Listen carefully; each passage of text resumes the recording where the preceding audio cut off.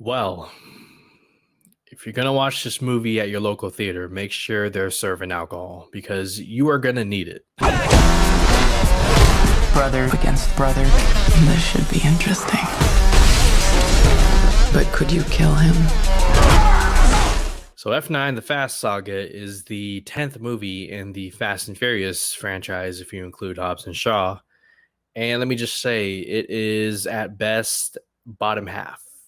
We are 20 years into this franchise. Okay, the just this past week, the first one, The Fast and the Furious, came out 20 years ago. And so for myself and many others, we grew up with this franchise. We were introduced to the idea of street racing at an early age. And that movie, on top of games such as Midnight Club and Need for Speed, only fueled that fascination of this underground racing world. Since then, the movies have become these action spectacle set pieces featuring this ensemble cast that was brought together from all different movies in the franchise. And the reason why I love Fast 5, 6, and 7 is because of that ensemble and all their unique skills. And it made me believe that they could pull off such missions. The missions have only gotten more and more ridiculous as the movies have gone on.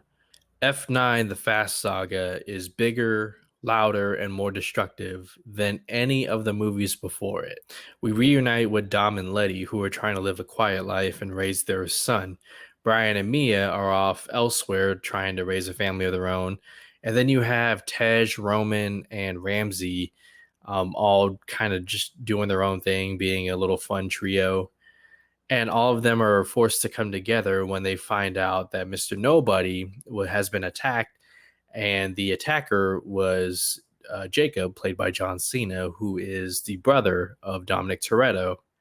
John Cena is a good addition to this franchise. I like how he played the character, the brotherly bond.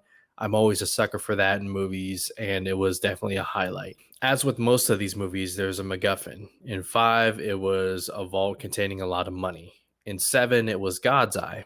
Well, in 9, it's a device called the Ares, where if you get a hold of these pieces and put them together, you could basically control the satellites in space and attack anywhere in the world. Ares being a reference to the god of war. Whoever possesses this would become the god of war, essentially.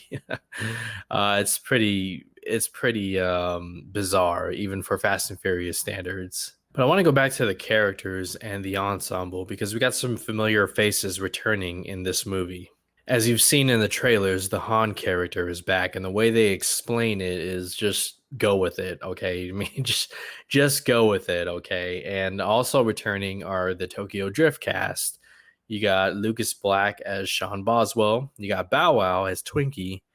And then you have the Earl character from Tokyo Drift all returning. As cool as it is to see these characters on screen again, it didn't really serve a purpose because the main focus of this movie is Dominic Toretto. We literally get flashbacks every 2 or 3 scenes of his character back in the day. It shows him and how he got into trouble. Remember when he beat the guy with a wrench at the racetracks? And it becomes a story more about Dominic Toretto than anybody else in the movie. They're all there just to help Dom. I will say, by the end of the movie, even though I saw it coming, it was predictable.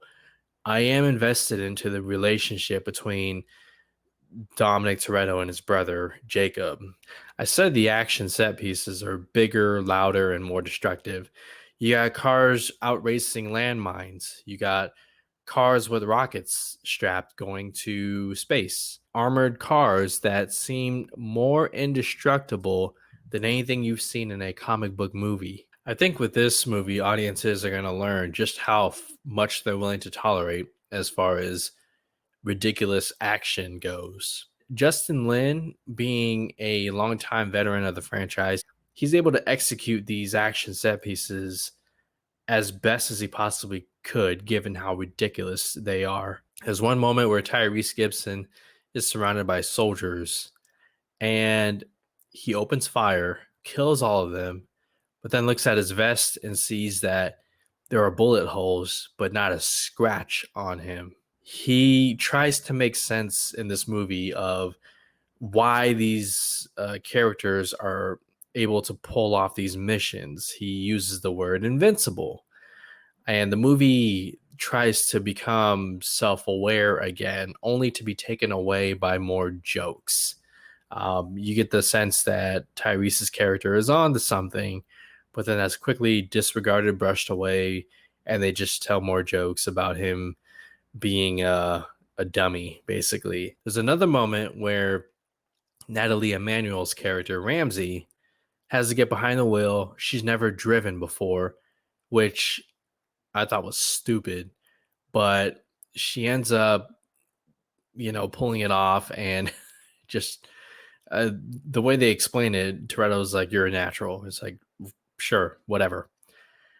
But what really, really got me, what really pissed me off, what almost made me want to walk out the theater.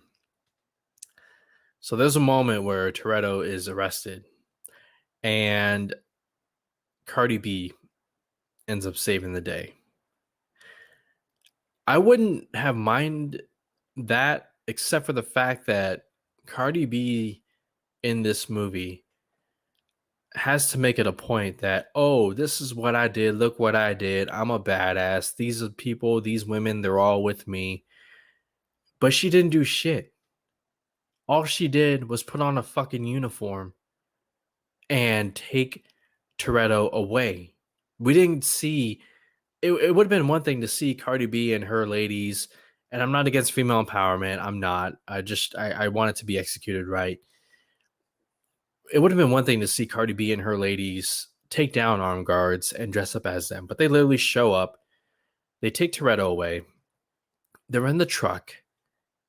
She takes off her helmet, reveals it's Cardi B, and then proceeds to say, "This is what I do. We're badass. This and that." It's just like it made me think about Hobbs and Shaw and how Isaac Gonzalez and her crew didn't need to say anything.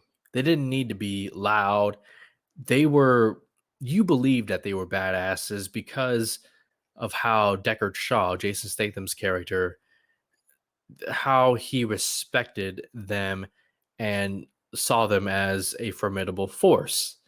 In this movie, Toretto's just laughing like, yeah, you're awesome. And it's just Cardi B tooting her own horn. She's the worst. The fact that she's going to be in F10 and 11, I just, oh my God. That's when I go on a bathroom break if I need one.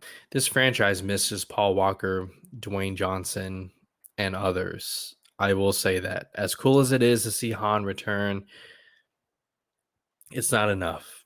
It was because you had a character like Luke Hobbs and Brian O'Connor, former agents who have gone rogue, are now gone, and you're left with Ludacris, Tyrese, Vin Diesel, Michelle Rodriguez, and Mia Jordana Brewster.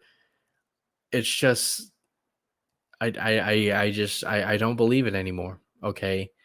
And so going forward in the next movies, I would like to see the ensemble again. Okay, I want to see Dwayne Johnson back. I want to see John Cena return. He's a highlight. The movie hints that Brian O'Connor's character is alive and could be returning in the future movies. There's two more that are going to be shot back to back, and then that's it. If I wasn't so invested in this franchise, 20 years to be exact, I wouldn't watch F10 and F11, whatever those movies are going to be called. But I want to finish it and see where the story ends. And maybe, I mean, they've already gone to space. I don't know how much further you could go. Okay, do they fight the sun? Do they end up on another planet? Who knows? But if you're going to watch this movie, make sure your local theater is serving alcohol. Grab a beer, a glass of wine, whatever, and go into this movie and just get ready for a wild ride, a the most wildest ride in this franchise yet.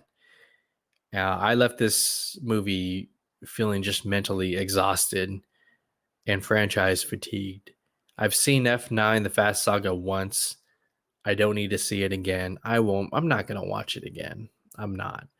And stay for a mid credits scene that's pretty cool and sees the return of another character in the next installment.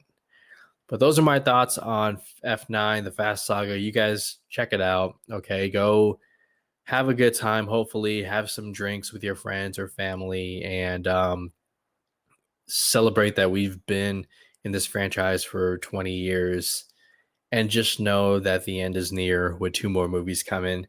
Let me know your thoughts if you have seen the movie. What'd you think? And who do you want to see return in future installments? That's going to do it. My name's Gio from Fandom United. Thank you so much for your time and subscriptions. I'll see you guys later on this weekend with more videos. And until then, you guys take care. Be safe. Have a good one.